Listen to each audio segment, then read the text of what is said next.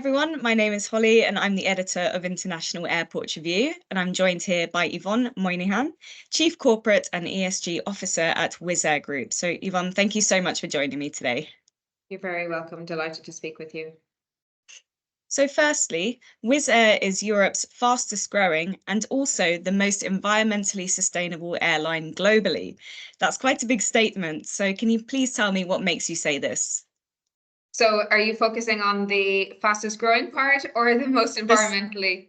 The most sustainable. The most sustainable. Okay, well, that's actually based on the fact that we have been for 2 years in a row recognized by CAPA, which is the Center of Aviation. It's an independent third-party organization which has awarded us that specific title of the world's most environmentally sustainable airline. And that's based on the fact that we've been able to reduce our emissions intensity year over year by such a significant amount. So, for example, last year we reduced it by 6.8%. So the current result that we have for the calendar year 2023 is 51.5 grams of CO2 per passenger per kilometre. So that's actually the lowest in the industry.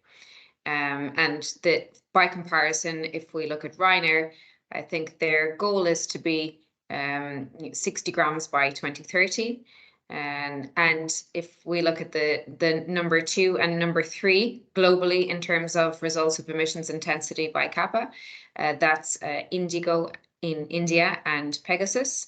And what's interesting is that the common denominator is that all of the top 3 airlines are low-cost airlines and fly the A321neo. So the A321neo is significant in that respect. So we have invested in fleet renewal. So we're converting our A320ceos to A321neos. So we've invested in the 8 Engage. So they're brand new aircraft, best technology, lowest carbon, well, on the market, the lowest fuel consumption and noise as well. So essentially the word or the phrase doesn't come from us. It comes from CAPA, as I said, which is independent and impartial and has benchmarked based on disclosure of airlines' carbon disclosures. Thank you. Fantastic explanation there. Now, what has the story with sustainable aviation fuel and Wizz Air been so far? So yes, we are really, I guess, starting on our journey to sustainable aviation fuel. So the first pillar of our strategy was fleet renewal. So now we're embarking on the second pillar, which is sustainable aviation fuel. And the third pillar will be hydrogen and improvements in air traffic management. So looking at SAF, we're looking at that as you know, the most important pillar in the medium term, because we can have a significant reduction in our emissions if we start mainstreaming SAF into our operations. So there are a number of reports out there advocating for the reductions that can be achieved through SAF. So IATA has a report that estimates that 65% of emissions reductions for the aviation industry will come from sustainable aviation fuel. So that has been a huge trigger for us as well. So we see that there are some limitations right now in terms of SAF regarding cost and availability. So our strategy has kind of centered on that scarcity. So therefore we have taken a portfolio approach to SAF. So we have mandates coming up starting next year. So that's the first thing that we've taken note of. We need to comply with the mandates. So to comply with them, we have agreements with fuel suppliers such as CESPA, Neste and OMV in Austria. So that is, let's say, the start of the portfolio. And then we also thought, okay, well, how are we going to position ourselves against the supply and demand and the future of the potential challenges in accessing SAF? So that's why we took an innovative approach in looking at putting equity into sustainable aviation fuel development. And so we have engaged in venture capitalism, and we now have 2 equity investments, one with a company called Clean Fuel in the US, and one, of course, with Firefly, which is a UK company, which is converting sewage sludge to sustainable aviation fuel. So we're very excited about that investment.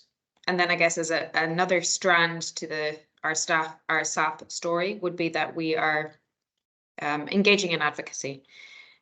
Because this is from a regulatory perspective, the landscape is changing and it's not fully developed yet. So we try to shape the regulatory environment by calling on policymakers to look at different incentives.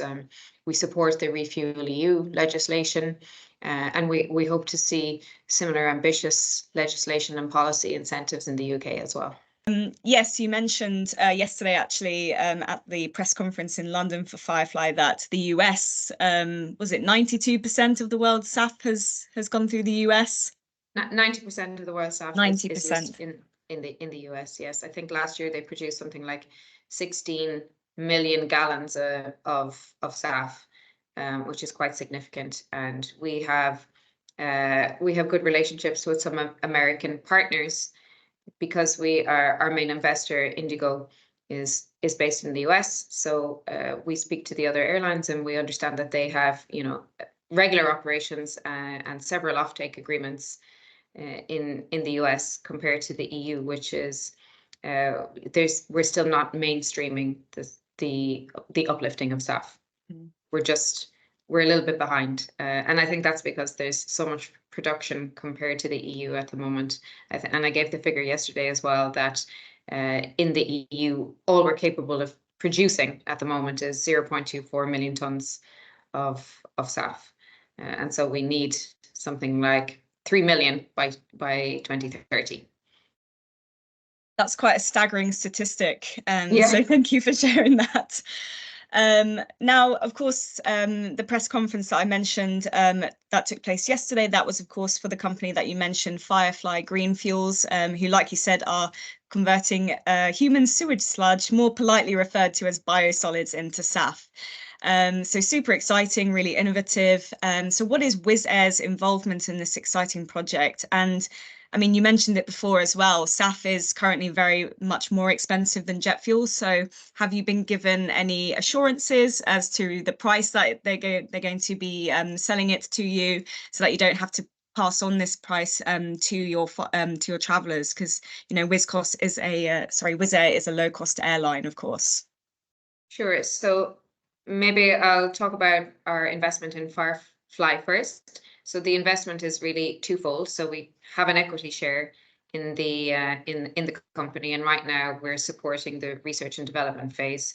So Firefly is bringing a new pathway, a technological pathway to converting SAF. So right now we have HEFA, gasification, power to liquids. Those are the pathways that people are familiar with, but this will be a new pathway called hydrothermal liquefaction.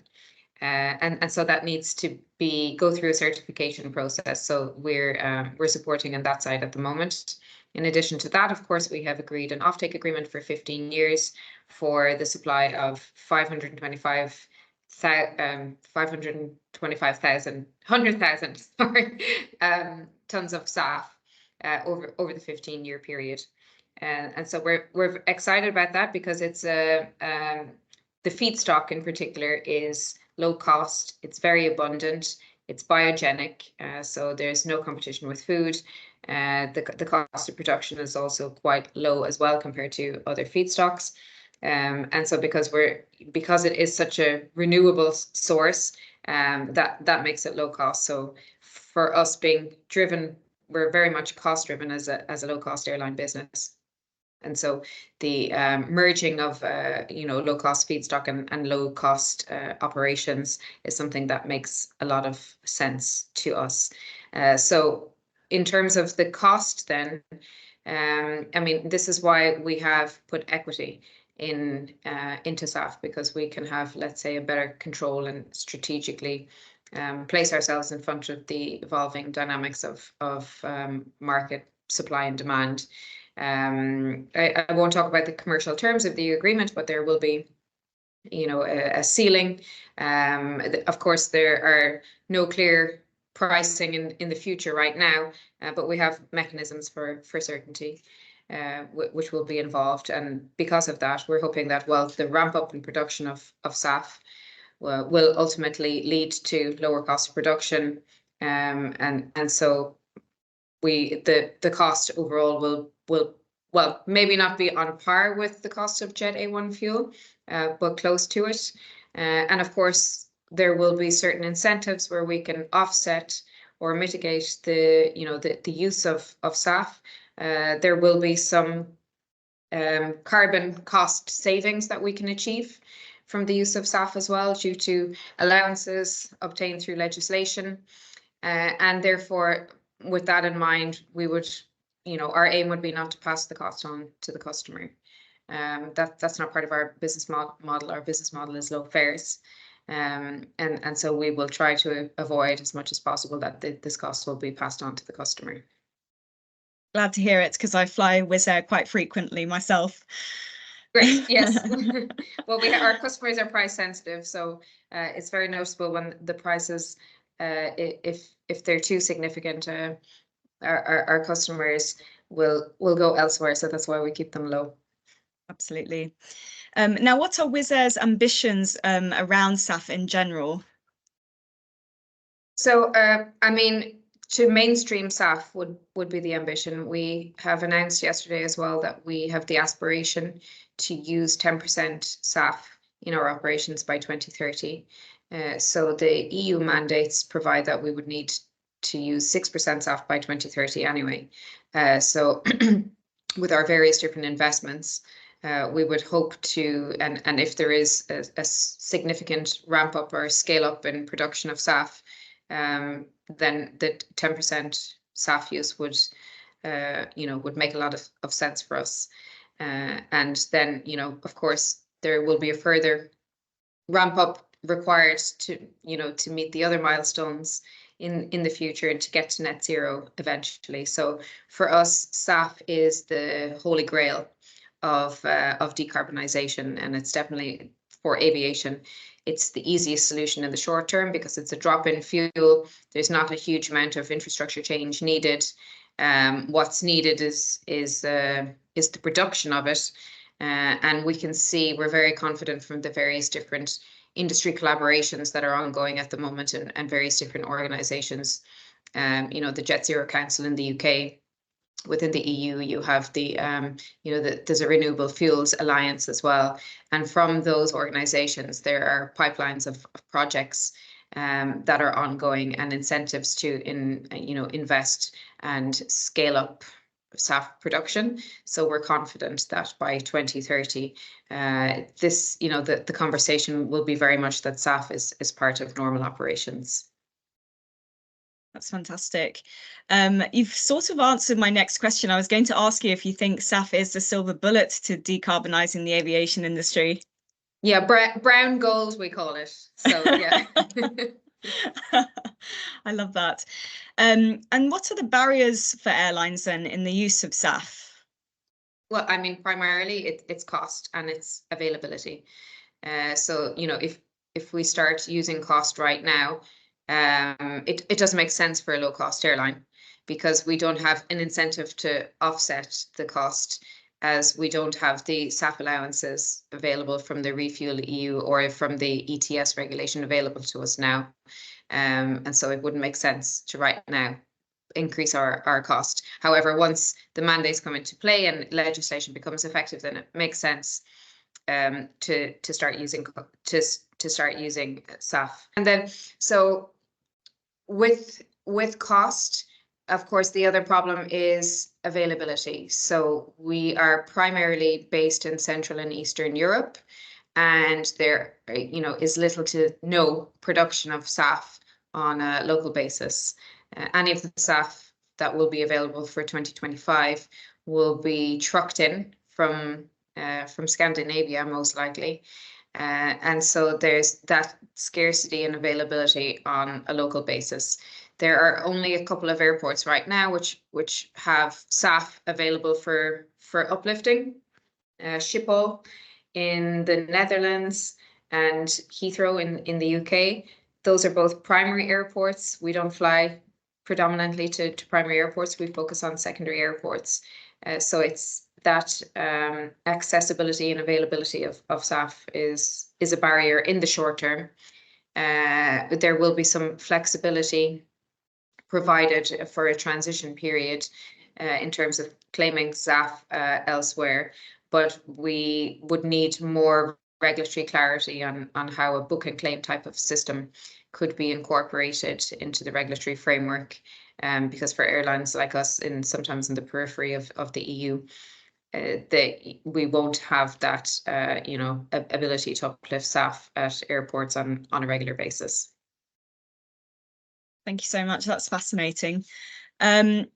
Now, SAF is, like you said, only one part of your wider sustainability strategy, and one pillar, one of which you already spoke about as well, your fleet renewal.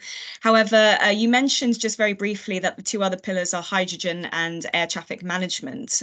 So could you just talk very briefly about those, please? So yes, with hydrogen, that's the long-term solution, and the biggest achievements in reduction of CO2 will come from hydrogen. The problem with hydrogen is that it's very far away at the moment. So we have an ongoing project, the Zero E project with Airbus, where we are ecosystem mapping, our aircraft with the potential hydrogen solutions to see, what would a Wizz Air hydrogen-powered aircraft look like. But production of such aircraft probably isn't foreseeable until 2040 at least, and with hydrogen as well, you have to invest in infrastructure, in storage. So those are all questions that need to be answered, and of course the regulatory landscape hasn't been developed yet either. And then of course we have to worry about the industrialization of this as well. So that's it's very much the long-term strategy, but we already want to be ahead of it. So that's why we're involved in that project. We're also involved in an alliance called the ASEA, which is the Alliance for Zero Emission Aircraft. Again, that's bringing all players of the ecosystem together. Parties involved in hydrogen and electrification with airlines as well, and various different startups. And the idea is to try and kickstart the hydrogen industry. So that, as I said, there will be significant reductions in CO2 emissions from hydrogen, but that's very much at the other end of the net zero plan. In terms of air traffic management, there was a recent agreement on the Single European Skies legislation, which has been negotiated for over, I think, 11 years. It was not, the result was not what airlines had lobbied for. So essentially the airspace and the management of the airspace will remain fragmented, and not harmonized, if you want to put it that way. There will be improvements in collaboration, and there should be some saving in terms of reduction of CO2. With improvements in air traffic management, the industry is saying that 10% improvement can be made. More could have been made if a different agreement was concluded last week, but we move on from that. So if we can get the 10% reduction overall in the airspace, that would be pretty significant. But I mean, there are ongoing projects again for the improvement of air traffic management, and if we can fly more efficient routes, and use more efficient fuel practices as well, then we can see significant reductions in carbon emissions. Fantastic. Thank you so much, Yvonne. It's been really, really interesting to speak to you and just hear about what Wizz Air is doing in order to decarbonize flying, because people will never want to stop traveling. So I've found this conversation really, really fantastic. Thank you.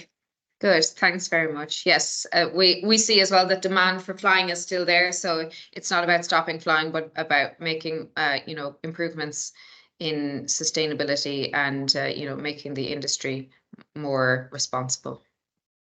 Well said. Thank you very much, Yvonne. That was my final question. Okay, thanks a lot.